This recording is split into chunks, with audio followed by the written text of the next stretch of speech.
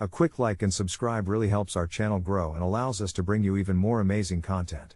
Thank you for your support. I flashed an old lady at the grocery store today, and before you get any twisted ideas, let me clarify, it wasn't intentional, and it wasn't what you think. I was just trying to grab a bag of flour from the top shelf when I lost my grip and the whole thing came tumbling down. The bag exploded at my feet, sending a plume of white powder into the air like a volcanic eruption of baking needs, clouds enveloping me and leaving everything in a soft, eerie fog. When the dust settled, I found myself standing amidst a scene that could only be described as chaos, flour blanketing the ground, my mouth tasting like I had swallowed an entire bag of pancake mix, and the shocked gasps mixed with stifled laughter echoing through the aisles. That's when I turned to see her, an elderly lady, standing just a few feet away, her jaw dropped and eyes wide in disbelief or maybe disgust. For a split second, I imagined that my embarrassing moment was simply a benign encounter, harmless and funny in its own right.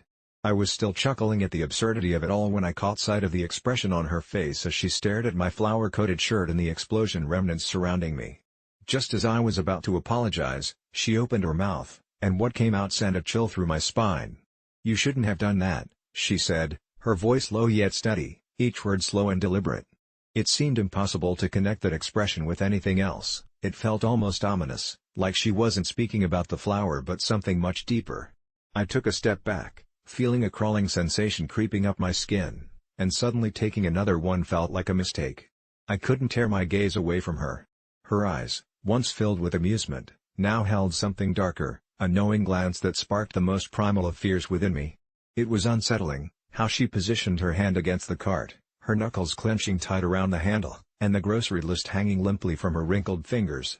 I turned to leave, thinking maybe if I just ignored the whole incident, it would go away, but she spoke again, her voice like syrup pouring over a wound. "They're watching you," she warned, and that was it.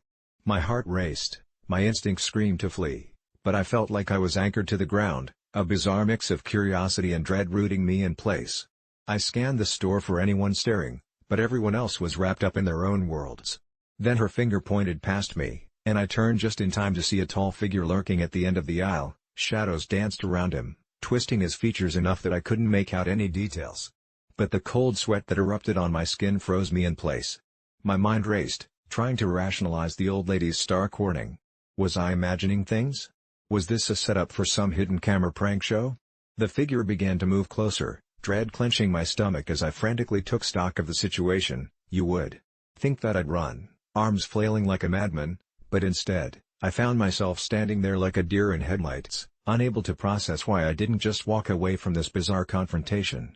The old lady chuckled softly, then her laugh turned into a croak like something ugly unfolding inside her.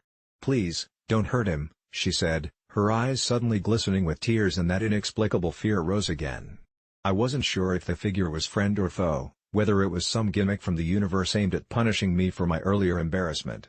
I twisted away, ready to bolt from this bizarre scene, but as I took a step, she reached out and touched my forearm with surprising strength for someone who seemed so frail, holding me there, anchoring me to this terrifying loop of uncertainty. "You'll find him again," she whispered, each word curling into my ear like smoke, and something about her tone suggested that, deep down, she believed it. Goosebumps erupted on my skin, and her grip tightened as if she might force something out of me, something evil or something true, but I was lost in the panic of it all. In my head, all I could think about was escape, but I glanced over at the figure again and realized they weren't coming toward me anymore. They turned and started walking away, blending into the shadows as if they were nothing more than a lost dream. But the old woman wouldn't let go. "You'll understand soon." "The flower," she whispered again, and before I could comprehensively think about what she had said, I yanked my arm loose and sprinted down the aisle. I could hear her faint laughter lingering behind me, growing louder, echoing like a haunting tune as I raced toward the exit.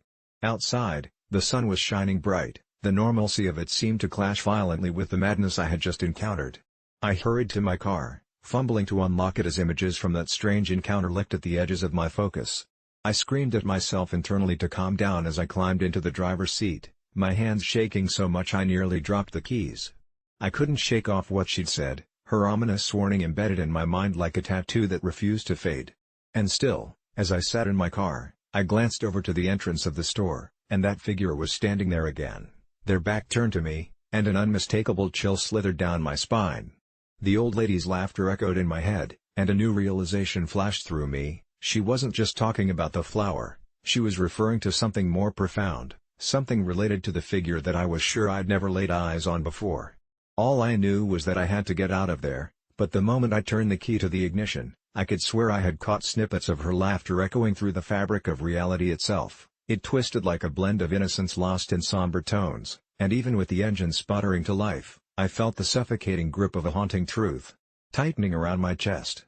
I needed to get away from that store, away from that figure, away from her bizarre grip of prophecy, but even now as I drive home, with every mile, I could feel the insidious gnawing that this was only the beginning of something far more twisted, that maybe my mundane embarrassment would spiral and reconnect with something darker lurking behind the ordinary, and I hated the sinking feeling that I would find myself reliving this moment if I wasn't careful. I didn't know how, but that old lady's words echoed like an untouchable truth, promising that I would soon uncover the real reason I shouldn't have done what I did today. I never thought refusing to give candy to my neighbor's kids could spiral into something so terrifying, but that's how the nightmare began. It started innocently enough. It was Halloween, and like every year, I had stocked up on the usual assortment of sweets, but this time, I was adamant about not giving any to the children who lived next door.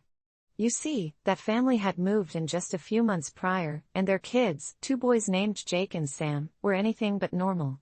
Sure, at first glance, they seemed like regular kids, dressed up as superheroes and goblins just like everyone else, but there was always something off about their laughter.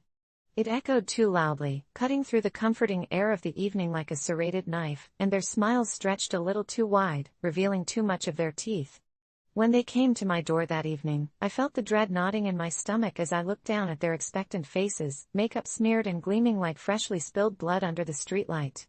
I simply shook my head, muttered a polite sorry, and closed the door quickly, heart racing because as soon as I did, they stepped back and their expressions morphed from disappointment to something almost predatory. I pressed my ear against the door, expecting them to turn away, but instead, I could hear whispers, words I couldn't quite make out, conversations swaying and twisting in the air until it felt like even the walls were sharpening their ears, and then, with a slight click, I saw the doorknob turn, my heart dropping into my stomach. I rushed to check the locks, my breath hitching, and when I glanced back at the door, their faces were close against the glass, eyes wide and unblinking, pupils dilated like black holes ready to swallow me whole. I felt a chill run down my spine. Something wasn't right. Later that night, I locked the doors and pulled the curtains tight, hoping to drown out the relentlessness of their sadistic giggles echoing through the dark. At midnight, I heard a sudden thud against the side of the house, my heart leapt, panic clawing at my throat, and I peeked out from the window. They stood there, cloaked in shadows, still wearing their costumes, but something else flickered in their eyes, a mischief so sinister it sent tremors sparking through my veins. I decided to call the police, dialing with shaking fingers, and as I whispered my fears into the phone, the operator's voice faded into a distant stream of incoherence while I watched through the blinds as the children began to move away, stage whispering to each other, as if plotting something insidious, their brazen confidence fueling a dark weight of inevitability in my stomach. I hung up the phone, listening for sirens that never came while I recalled every warning my mother had given me about children who looked too perfect, acting too strange, those warnings blurring with the image of their wide, gleaming smiles piercing through the night air. As the hours edged closer to dawn, the atmosphere thickened, like fog curling around my ankles, whispers suddenly morphing into faint, high-pitched giggles that echoed through the silence of my home. I thought of calling out, confronting them, telling them to go home, to leave me alone, but the tightly wound ball of fear kept me glued to my spot. Instead, I wandered through my house, turning on every light like a moth drawn to reassurance, the manic laughter substituting for the innocence of children's games. It wasn't until I heard a light knock at my back door that I felt the color drain from my face. I stayed silent, hoping it was a trick of the wind, but then again came the knock, this time sharp and insistent. I decided I couldn't ignore them any longer. My curiosity had grown too vast, pulling me forward toward the back door. I cracked it open just a fraction, and I saw them, the 2 boys standing there, their costumes barely illuminated by the dim glow of the porch light.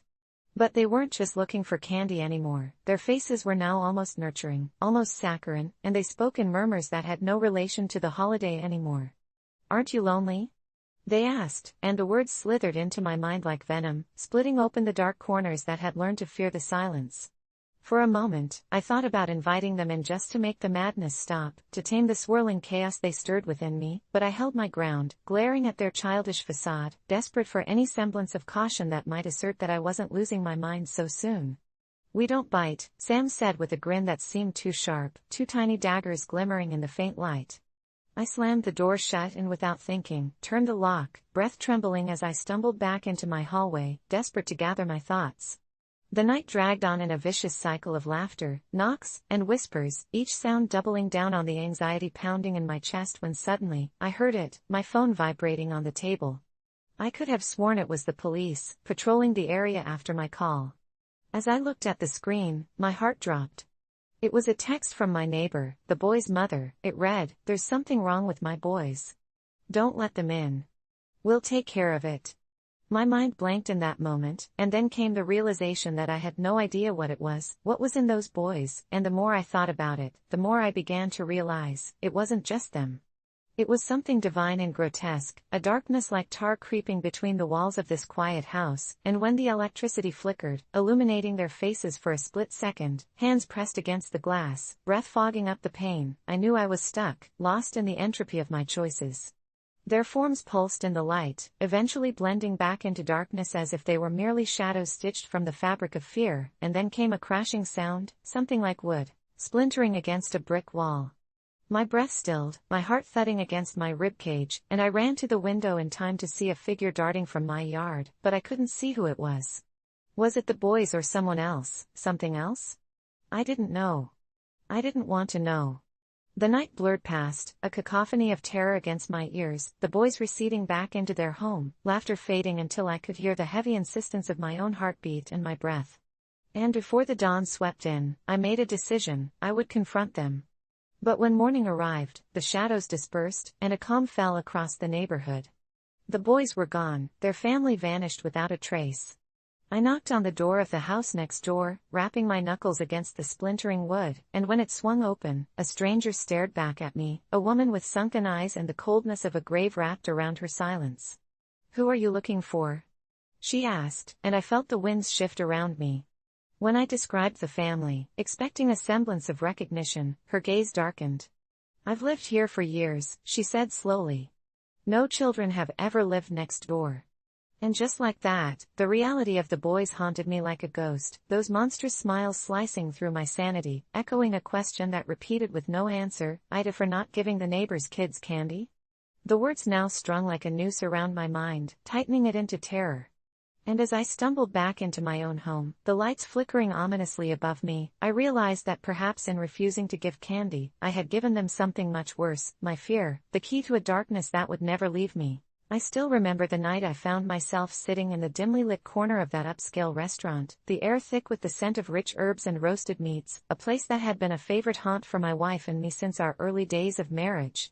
It was a peaceful evening, the clinking of silverware and hushed murmurs wrapping around us like a soft blanket, until I noticed him, a young man, perhaps in his early 20s, sitting 2 tables down, engaged in an animated conversation with his friends, his laughter piercing through the serenity like a jackhammer. After a couple of minutes, my frustration began to bubble as he leaned back in his chair, balancing precariously on the rear legs, treating the fine dining experience like a raucous college party. I exchanged glances with my wife, who was trying to enjoy her crème brûlée, but the escalating volume of the young man's voice was unbearable. He leaned back further, tilting the chair back grotesquely, and for a split second, I could swear he was trying to show off, perhaps reliving some frat party glory days in this place that felt far too classy for such antics. It was one thing to laugh and share a good time, but this felt disrespectful, a blatant disregard for the ambience meticulously crafted by the staff. I wouldn't have intervened if it weren't for that moment when he stood up, raising his arms above his head in what could only be described as a triumphant pose, as if celebrating the success of a prank, and I snapped. Without thinking, I leaned forward, my voice firm yet calm. "Could you sit down, please?" The sudden tension wrapped around us like a noose, his laughter fading and curiosity sparked in the eyes of other diners who glanced in our direction. The young man turned to me, a mixture of surprise and disdain washing over his features, and for a moment, I thought he might explode with that youthful arrogance that comes so easily in that age. Instead, he slowly lowered his arms and sank back into his chair, a pout forming as if I had stolen his spotlight. After a few seconds of incredulous silence, his friends erupted in laughter, mockery spilling out in waves, making the atmosphere thicker still. I could feel my ears burning with embarrassment, but I held my ground, silently staring back, until the waiter approached, an unsure smile on his face, and asked if everything was all right.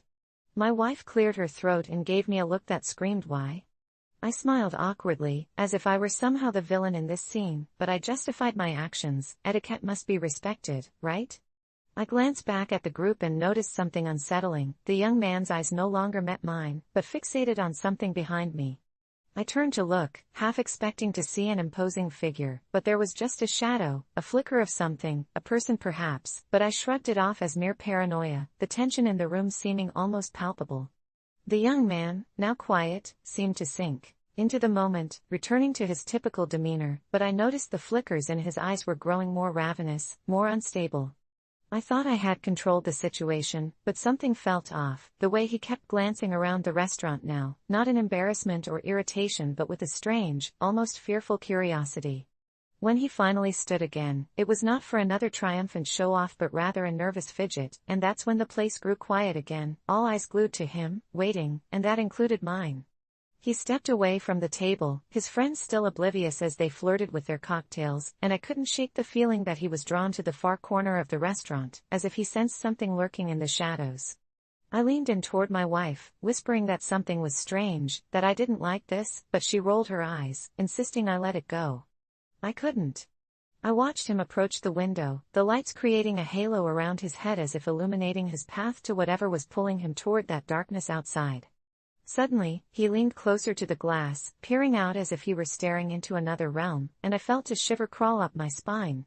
Just then, the lights flickered, casting the room into a brief panic of shadows, and I swear I saw something flash across his face, fear, excitement, then despair all at once. He backed away as if he had seen something that struck dread, his breath quickening, and I couldn't help but think maybe I had crossed a line by speaking up. The restaurant's hum resumed, the wait staff doing their best to maintain a charade of normalcy, but I couldn't shake that pulsing feeling growing in my gut, eerie and foreboding, as if some ancient curse had awoken from a long slumber. Everything was wrong now, from the decor to the polished silverware. The laughter felt hollow, as though a specter had begun to swirl amongst us, lingering on the edge of our consciousness. When he gradually approached his table again, now visibly on edge, something inside me braced for impact. Would he explode? Would he retaliate against my outburst?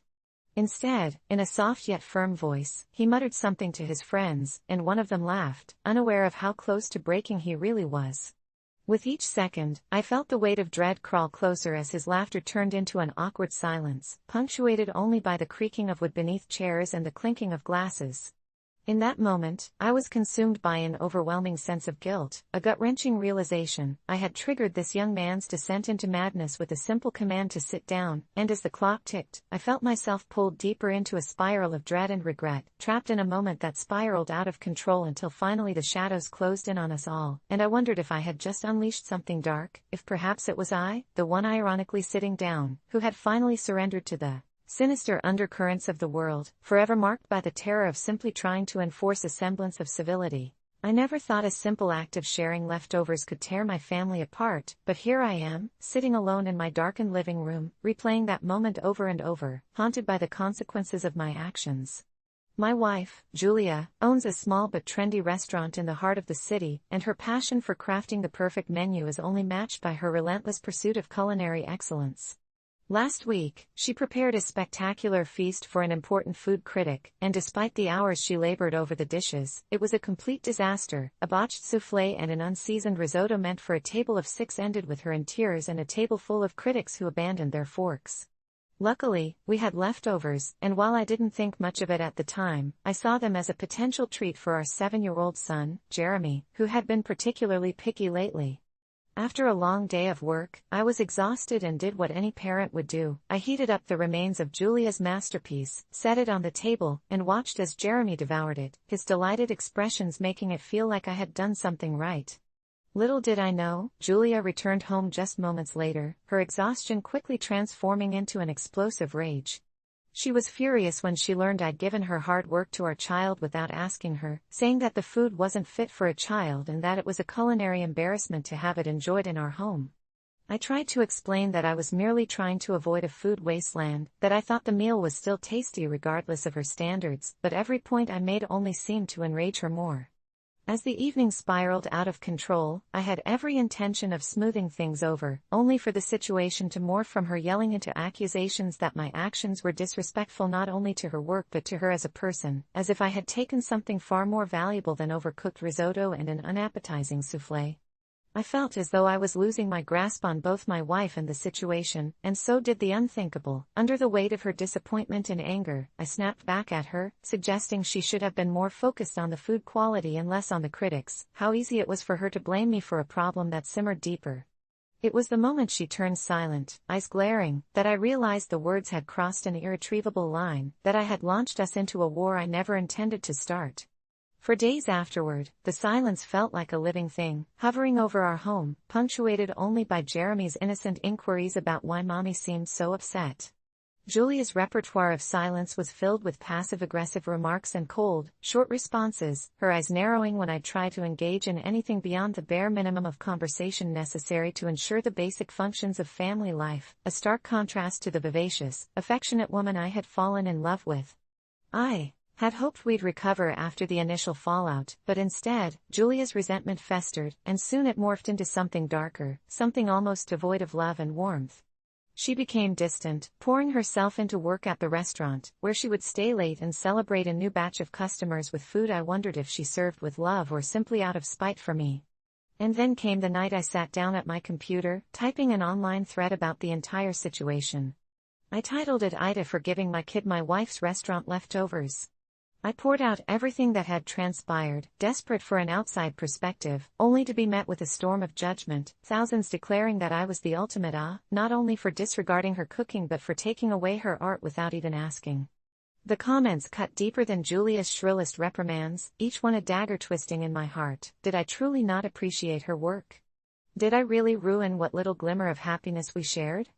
In a whirlwind of frustration and guilt, I posted it, hoping maybe some kind souls would understand my side, but I only sunk deeper into despair. I couldn't see my reflection in her eyes anymore. It was as if she were gazing at a stranger, one who had cheated her out of validation and respect. Days turned into weeks filled with awkward dinners and increasingly frequent texts from concerned friends, worried about the cracks forming in our once solid relationship, while I spiraled into a pit of confusion and sadness. By now, any semblance of peace was gone. When I finally approached Julia to talk, her reaction was icy as she bristled and turned her back on me, my heart breaking at the sight of her shoulders hunched, each part of her signaling the grief I had caused. I tried to muster the strength to fight for our family, but it crumbled like stale bread, and Jeremy ended up sandwiched in between our personal warfare, his innocent laughter becoming a haunting reminder of our shared happiness, a skin-deep gallery of memory eclipsed by an ominous cloud. I racked my head trying to fix things, bring back that laughter, but all I found was bitterness, a constant reminder that I was perhaps wholly to blame. The last straw came on the night when Jeremy begged us to take him out to eat. I attempted to suggest we go to Julia's restaurant, a familiar comfort, but she scowled, her face freezing in a way I had understatedly believed was an unthinkable facet of my once joyful wife, and she snapped that she would rather eat trash than step foot in a place bearing my name. I had turned to Jeremy, hoping his innocent spirit could bridge the chasm between us, and when I caught a glimpse of disappointment in his eyes, I knew I had failed. Days turned into months, and everything I tried had been met with veiled hostility. I became a ghost in my own home, a failure neither of us knew how to fix, and one afternoon, a provocative thought pricked at the edges of my mind. Maybe if she couldn't see the value in me anymore, perhaps it was time to remove myself from the equation, let Julia and Jeremy continue thriving without the emotional wreckage that had invaded our lives. So, when I quietly packed a bag and slipped out the door for one last stroll, leaving my phone behind in my attempt to free us from the chaos, I thought it was the right decision. As evening settled in, I found myself wandering toward Julia's restaurant, every step heavy with resolve to push through the hurt, to give closure to my irreparable mistakes. Standing outside the bright lights and vibrant people, I took a breath to gather the courage. I was finally going to admit my faults and appeal for forgiveness, but as I stepped inside, I was greeted not with the comforting aroma of home-cooked meals but by the sight of Julia beside a tall man with an easy grin, laughing over plates that I'd once served my family. Suddenly, I found myself at the precipice of realization. In seeking to share a simple meal with my son, I had unwittingly starved the love in our home, and now it looked as though I had ushered in someone else's warmth. Maybe the leftovers were more than just food, maybe they were a reflection of the way I threw away months of fragile moments, scoffing at the delicacies we had once nourished together, and I realized, standing frozen in a place that had once felt like home, that the hardest truth any parent could face isn't just about what we serve our children, but what we allow to fill their hearts. I never thought a simple plate of brownies could tear my life apart, but then again, nothing about my girlfriend, Lisa, was ever simple. We'd just moved in together after dating for almost a year, and while she was the sweetest person I'd ever met, there were these odd flashes of darkness that occasionally surfaced, like that time I found her staring out the window at the neighbors, grinning eerily, a finger pressed to her lips, and she just muttered something about keeping the family together. I chalked it up to her quirky personality. We all have our weirdness, right? So, when she came home one evening bubbling with excitement, holding a plate of brownies she'd baked from scratch, I genuinely wanted to be thrilled about it, but something felt off. The scent wafting through the apartment was heavenly, rich chocolate mixed with a hint of vanilla, yet it felt tainted with an inexplicable weight. She placed them on the table, her eyes sparkling with anticipation as if they were the manifestation of her love for me, and I wanted to tell her how fantastic they looked, but bile crept up my throat. I hesitated, glancing at her. "I'm not really hungry," I muttered, hoping she'd merely brush it off, but instead, she flared up like a match ignited by the spark of a breath.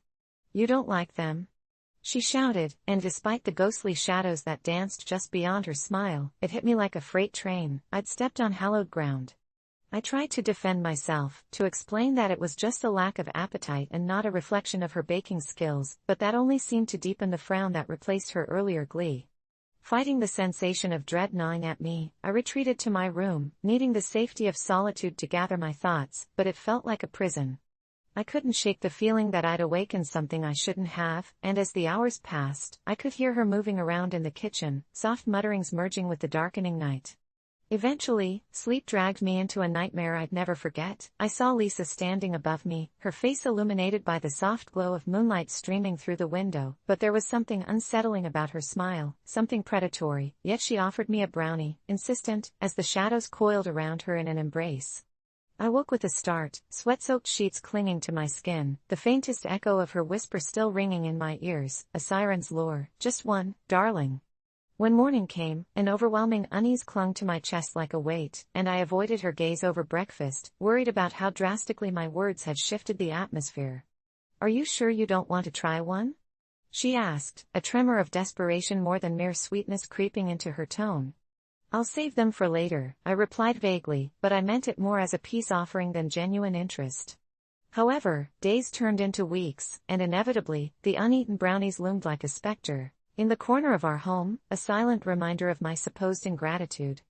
The tension crackled like static in the air, thick and almost electric, until one fateful evening, that familiar plate of brownies made a terrifying return. Lisa approached me with a different energy, her smile was tight and her eyes glimmered ominously. "I found a way to make them even better," she declared, and I could hardly recognize the voice coming from her lips. I feigned enthusiasm, but inside, an instinct screamed at me to flee. What could she possibly mean by better? My mind raced, recalling snippets of conversations we had about organic ingredients, the herbs she was so into that I dismissed as harmless eccentricities. I felt the walls closing in around me as she set the plate down and leaned closer, her gaze almost molten. "You're still upset I made them, aren't you?" she asked, the innocent facade peeling away like paint from an old wall. "I'm not ungrateful, Lisa. Really, it was just," she cut me off with a derisive laugh that chilled me to the bone, and suddenly, it all spiraled into a confrontation neither of us wanted but couldn't seem to escape. I screamed something about her obsession with those brownies, how her moods hinged on my reaction to them, and that's when I saw it, a flash of something lurking in her eyes, something dark and consuming. "You don't understand," she hissed, taking a step back, the slight tremor of her voice betraying what brutality lurked beneath. "Once you've tasted my brownies, there's no going back. You'll want more. I promise." The way she smiled made my skin crawl, like a snake licking its lips before it strikes, and I knew then that my refusal was merely a prelude to something horrific. Panic surged, I needed to leave and put distance between myself and the sinister weight of her words. I slammed the door behind me, vowing to never return, but in the night, as darkness crushed the light, her voice followed me. "You'll regret this," she promised, each syllable dripping with malice as I ran into the streets, desperate to escape my own mind. Days turned into nightmares. I could feel her watching me, waiting, as the uneaten brownies sat like a silent curse in the corner of my dreams. Friends grew concerned. I could hardly hold a conversation. Paranoia wrapped me in an icy grip, and I convinced myself that she could sense my fear like a predator stalking prey.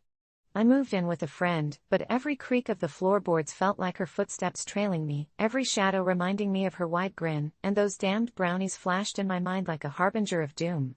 Then one evening, just as I was curling up on the couch with trembling hands, there was a knock at the door, a seemingly benign sound, yet it sent ice coursing through my veins. I approached cautiously, peeking through the peephole, and there she was, Lisa, standing with that same plate of brownies held against her chest like a shield, her hair wild and disheveled, a manic light in her eyes. "You didn't say goodbye," she said sweetly, and before I could respond, I found myself under the spell of her haunting smile. The door flew open, and I was trapped in that infernal gaze. "I made them for you. Just one, darling, and everything will be all right," she murmured, words curling around me like tendrils of smoke. In that moment, all I could do was stare at the brownies, their dark, glossy surface beckoning me closer, the aroma filling my nostrils with a singular promise: bliss. I swayed slightly, teetering between hunger and fear, but then I saw something in the swirl of chocolate, something darker than mere sweets, something deep and twisted, teeth, shining stark white against the dark backdrop. I stumbled back, horror flooding through me as I realized she hadn't been baking at all but crafting a sinister concoction meant to bind me to her forever. "You'll regret not eating them," she said, her voice reverberating through my entire being, and as I ran, her laughter echoed behind me, melding into the shadows, intertwining with every dark corner of my mind. As I sprinted away from the apartment, I knew then what I had truly awakened. This was her devotion, a sacrifice they didn't tell you about in romantic fairy tales, and there was no way to uneat the brownies I hadn't tasted. They had already taken a piece of me. Ever since college, I've loved messing around with my friends' homes, a ritual that always drew laughter and playful arguments. But when it came to Lisa, she took it personally. Lisa was a marvelous chef with a passion for all things delicious, and she adored her kitchen decor, a vibrant, delightful piece that hung proudly on her wall, spelling out the word yum in oversized, pastel letters. Every time I visited, it was a subtle invitation to enjoy whatever mouth-watering dish she was going to whip up next, but this time, in a bout of mischief, I decided to have a little fun and change her decor to Mum as a joke about her constant calls for so much help in the kitchen. I used Velcro to stick the letters back on, rearranging just enough so they wouldn't fall off before she noticed. It was lighthearted, I thought, a silly way to tease her cooking in the spirit of our friendship, but when Lisa returned home, her laughter faltered, and the look on her face shifted from amusement to confusion, as if she were wrestling with something just out of reach. "It's just a joke, relax," I said, but she merely gave a puzzled smile before looking toward the kitchen window, where shadows danced uneasily in the mid-afternoon light. I tried not to let her change in demeanor ruin my fun, so I offered to help her prepare dinner, hoping to distract us both from the awkward moment. The sun began its descent, casting elongated shadows that crept up the walls, but even as we laughed and cooked, I sensed something was off. A strange silence hung over us, punctuated only by the soft clinking of pots and pans, and the smell of onions sizzling in butter seemed to deepen every sigh and chuckle until they all felt heavy with a weight I couldn't understand. That instinct, that discomfort, lingered with us well into the night, and Lisa's turns became more erratic. She had mentioned a friend who carved out personalized decor from the local forest but dismissed it as folklore, and I brushed it off too, yet the whispers of something ancient loomed in the shadows, as if the very wood that adorned her walls had ears, and I couldn't help but notice the letters on the wall didn't quite look the same, the colors darker, and the edges almost jagged. Hours passed, and after we finished a wonderful meal filled with laughter and vibrant chatter, I decided to head home, but not before turning back for one last look at that yum that had somehow become muddled in my mind. That was when I heard it, hello, guttural sound that seemed to rise from the letters themselves, a soft mmm vibrating through the kitchen that sent a chill skittering down my spine.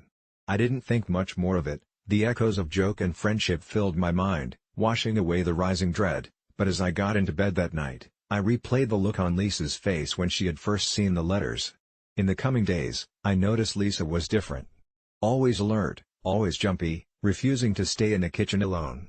checking the blinds at odd hours almost as if expecting something to peer back at her.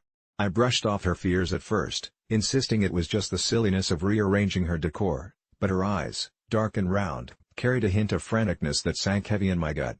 Strange happenings began to invade her home. She spoke of hearing whispering beyond the walls, something that came alive in the dead of night, something that called her back to those letters. I found it all a little outrageous until one night, craving to shake this growing anxiety off like a heavy cloak, I decided to visit unannounced, drenched in an unusual concern only to find the lights off, every curtain drawn tightly, the air thick with an unnameable tension. I knocked softly, but as the sound echoed back, I swore I could hear a reply, a whisper that came just below the level of comprehension. Hesitating, I turned the knob, shocked to find it unlocked, and upon stepping inside, the darkness was barely penetrated by the streetlight filtering through the gaps. In stark contrast to the familiar, cheerful atmosphere, I felt a pulse, a resonating energy that vibrated with sheer malevolence. It took my breath away, the kitchen felt warped, disfigured, and my eyes shot to the wall adorned with the letters that had once invoked laughter. Now they seemed to breathe, swirling in shadows like some ancient rune consumed in silence. And that whisper, it swelled, a dissonant melody of voices vibrating, layering upon one another, forming words that reached into my brain, echoing, "Mum," drawn out like a sinister lullaby seeking to cradle me in darkening enmity. Panic swelled as Lisa's frantic calls echoed in my head, the way she'd spun tales of a curse that entangled anyone foolhardy enough to play with the words that bound and sought to bring forth nightmares steeped in the abyss beyond. In disbelief, I stumbled back, and the revelation crashed over me like a tide. This was no harmless prank, I had summoned this curse upon her walls. I ran then, the echoes of her name falling from my lips, only to trip over my own feet, soaring past deeper fears taking root in the very shadows of her home, cascading down alleys of guilt as I heard the chanting growing stronger behind me. "Mum, Mum," they cried, until every syllable dug claws into my back, choking the air from my lungs. I caught sight of her, standing by the letters, those dreadful decorations pulsating like the heart of a living being, swaying gently as though beckoning to claim her soul. Lisa's eyes found mine, wide and fraught with terror, as she raised a trembling hand, trembling beneath the unrelenting grasp of ancient words. I could see it then, the unfurling shadow that gnawed hungrily at her pulse, bathing her in twilight as the letters contorted, enacting some grim design. I couldn't scream, no sound escaped as her gaze turned hollow, pulling me into her torment as the darkness closed in like a vice. With a final breath, she whispered, "You shouldn't have messed with my yum." And in that instant, I fell into the others, the whispers swirling, pulling me into the unknown, and the letters hummed, age-old questions reverberating in the darkness, echoing through eternity as the last thing I heard was her laughter melding into the abyss, a warped melody of welcomed madness. It was a red-eye flight from Los Angeles to New York, and after hours of cramped leg space and the constant hum of the engines, I was relieved to finally feel the plane start its descent. As we touched down, the anticipation of reuniting with friends for a long-awaited trip filled me with excitement, but that joy quickly dimmed when the plane rolled to a stop and the chaotic symphony of kids crying and parents shushing them erupted around me. Just as I unbuckled my seatbelt, a mother in the row ahead of me started shouting at her child, a little boy, maybe 5 or 6, who had transformed himself into a living tornado of rage and defiance. He was poised to unleash a tantrum that could rival any natural disaster, kicking the seat in front of him with relentless fury, and then it happened. The mother, rather than reassuring him, began to scream, and her voice pierced through the dull noise of the cabin like a siren, as if the whole plane had become a stage for their performance. When the seatbelt sign turned off and the doors opened, I stood up eagerly, ready to move forward, when this little monster darted into the aisle, throwing his arms up and screaming as if he believed he could bring down the whole aircraft with just his cries. Corners of people's faces contorted with annoyance as frazzled parents tried to reason with the child while he stomped his feet, flailing like a banshee. In my peripheral vision, I noticed an older man behind me. He looked ready to snap, his patience already worn thin by the chaotic scene unfolding before us.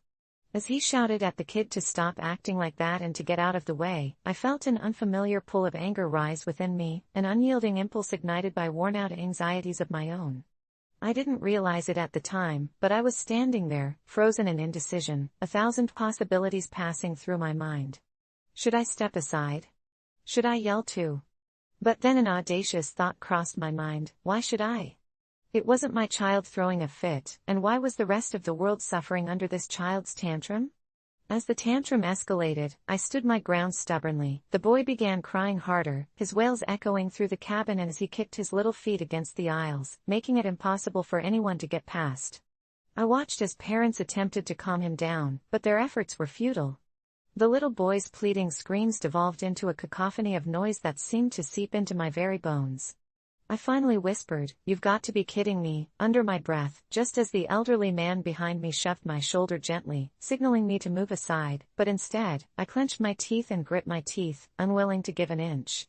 "Move," he exclaimed, hitching his backpack and glaring at the kid as if he could force him to cooperate through sheer will. It was surreal watching two adults struggle against the manic outbursts of a child, and in a fit of anger, I turned around and snapped at the man to back off, that this had nothing to do with me, and I wouldn't be the one to budge. My voice was louder than I intended, and a wave rippled through the crowd like I had unleashed some invisible force that suddenly everyone had felt. It silenced the room momentarily, and the little boy looked at me wide-eyed, screen-printed with confusion. The mother, no longer raising her voice, stood still with a glazed expression, her hands frozen on either side of her son, the heat of shame and frustration radiating off her. I was taken aback, realizing I was now at the center of this whirlwind, a moment where rage intertwined with guilt as my heart raced in my chest. I felt a sickening mix of satisfaction and regret, unsure if I had escalated the situation or somehow brought relief. I had thought I was being resolute, but instead, I found myself entangled in an emotional disaster. The tension in the cabin thickened, and as the seconds stretched into forever, the boy finally broke. He let out one last defiant scream and surprisingly spun around, sprinting back to his seat, still crying as loud as his lungs could manage, while parents finally scooped their children up and started to clear the aisle, moving around me like I was an immovable object in a world of chaos. But then something terrifying happened. As he settled back into his seat, I suddenly felt a rush of nausea sweep over me, an all too familiar feeling that accompanied moments of pure dread, a thought creeping into my mind that mirrored the chaos. I hadn't just deemed that child a nuisance, had I? I was now a villain in this story, solidified in place and surrounded by sympathetic glares from onlookers who had witnessed my outburst. Words flared hot at the tip of my tongue as I turned to the older man, a stranger who I now saw as a comrade in this blender of emotions. "I'm sorry," I stammered, a futile attempt to mend the invisible rift that had formed, but he laughed, a low, gravely laugh, and nodded, almost approvingly. "You didn't deserve that. No one did. You're not their babysitter," he replied, causing me to feel both relieved and more lost than ever. It dawned on me in that moment, this whole shambolic episode of human suffering was not only about the child, it was about me as well, but the more I dissected it in my head, the more I knew my reaction was rooted in my own tumultuous past. What I thought was just an inane airplane encounter was turning into a dissection of my own character weaknesses. I had endured far worse moments long before needing an emotional outlet against the harrowing memories that had seeped into my mind over time, of feeling trapped, of feeling like I couldn't escape my own emotional dysfunction that had caused echoes of laughter and anger to crumble into one another through time. It wasn't just about parenting, it was about trauma. This innocent child had opened a can that I wasn't ready to confront, and suddenly a flash of clarity struck me like lightning. What if I needed to be shaken for a reason? Luckily, as the line began to move, I found myself taking my first tentative step toward the exit, lingering behind the furious mother and her misbehaving child, drifting just far enough back to feel safe yet still close enough to engage in the raw humanity of what had unfolded. I made it to the door just behind them, and when we finally stepped into the cool air of the terminal, I caught a glimpse of the boy, still ensnared in his mother's frustrated grip. Their dynamic struck me as bittersweet, two broken souls meeting at an intersection of despair. At the last moment, I realized that the world isn't simply black and white. Every outburst is a story, every tantrum wrapped in layers of the unexplained, and in that instant, I forgave us all, even myself, for simply being human. With every part of me still unsettled, I merged back into the flow of travelers, carrying the weight of that awkward confrontation, caught in a web of empathy that lingered in the air, a breath away from devastation and understanding, and as I walked through the throng of people, I hesitated for just a moment to turn back, half expecting to catch the boy's eye, but instead, I found only the fleeting silhouettes of silhouettes blending into the crowd of hurried passengers, their lives intersecting through the storm, never to meet again. For the last 10 years, I've built my life on the shaky foundation of my own lies, convinced that gaslighting myself was the only way to survive the sprawling darkness that threatened to swallow me whole. It all began with a fleeting thought on a cold autumn night, the trees swaying like dark sentinels outside my window, whispering secrets of truths I didn't want to hear, and somewhere in that chill, a desire stirred within me to rewrite the narrative of my existence, to take control of my reality by crafting an alternate version of myself, a version that everyone around me would believe, and in return, I crafted self-assurances like a repeated prayer, convincing not just myself but also my friends and family that I was always the life of the party, the optimist who sought silver linings in every struggle. But deep down, I felt like a ghost drifting through a waking nightmare, losing grasp on the boundaries between what was real and what was just a figment of my anxiety, a haze of denial obscuring all. I spun tales of grandeur where I was a successful artist, eluding the truth that I spent my days working in a dull office, covering my fragile self with the vivid pigments of my imagined life, a life where people respected me, loved me, and saw something worthy. The years dissolved into a blur as I meticulously crafted a web of half-truths and delusions, convincing those I cared about, and eventually even myself, that my canvas was full of brilliant strokes, but inside, the colors muddied, pulling me into a relentless cycle of fear and deception, as I smiled through the facade at birthday parties and family gatherings, laughing when I should have been crying, skills I mastered over time, each mask more polished with layers of deceit, while at night, I'd stare at the ceiling, the silence enveloping me like a thick fog as I searched for the truth buried deep beneath my make-believe, whispering to myself how it was too late to turn back, far too late to reveal the cracks in my shimmering disguise. My sister Sarah, bless her heart, always believed my tales, her bright eyes reflecting the confidence I had instilled in her. She would often talk about my upcoming art show, a grand event I fabricated, and I just kept letting those lies spill from my lips, watching her excitement bloom. But with each passing day, I felt the weight of my lies like boulders resting on my chest, suffocating me. Things spiraled out of control when I fell for someone truly remarkable, Jared, with his golden laughter and boundless talent, a man whose light illuminated the corners of my own darkness. I wanted so desperately to share my life with him, to let him see the real me, but all I managed to do was trap him in my web, feeding him scraps of reality while withholding the bitter truth of my existence. My genuine self was hidden beneath layers of betrayal to my own spirit. Over coffee dates and twilight walks, I showcased elaborately fabricated stories of success, sidestepping the reality of a girl paralyzed by her own fears. Yet the more I cloaked myself in this idealized version, the more I realized I loathed who I had become, a hollow echo in the din of my own creation. It was ultimately our year anniversary that broke me, a beautifully wrapped gift waiting for me at my doorstep with my name scrawled across it in Jared's spindly handwriting. My heart raced as I tore off the paper,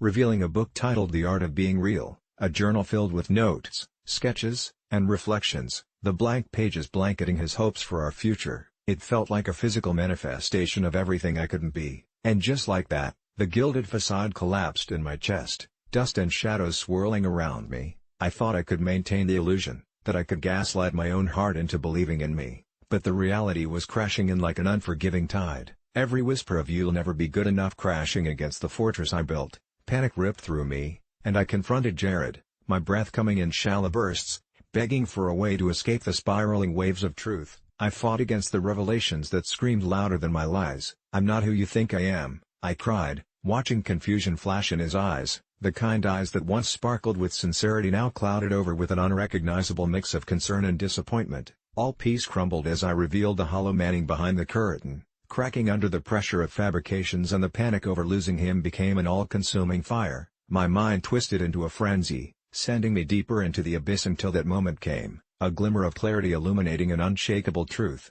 The people I'd gaslit would always be able to see through my layers of deception eventually, and the only way to save anyone was to finally own my brokenness, to peel off the layers that seemed to protect but actually chained me down. I thought I was protecting everyone else, living my life in a delusional bubble, but I had only imprisoned myself in a world of distortions, and it was then, while drenched in tears and shattered confessions, that I irrevocably changed the story I'd been telling not just Jared but everyone, hoping against hope that they would understand and not view me as just a mindless liar but as a flawed human being striving for authenticity. But as Jared looked away, searching for the right words, I realized that sometimes the truth hurts worse than any lie, and despite pouring my heart out, the space that once vibrated with love felt colder, an echo of all the things I'd concealed crashing around me, and as silence draped around us like a thick fog, I feared that maybe this time, I really had lost it all.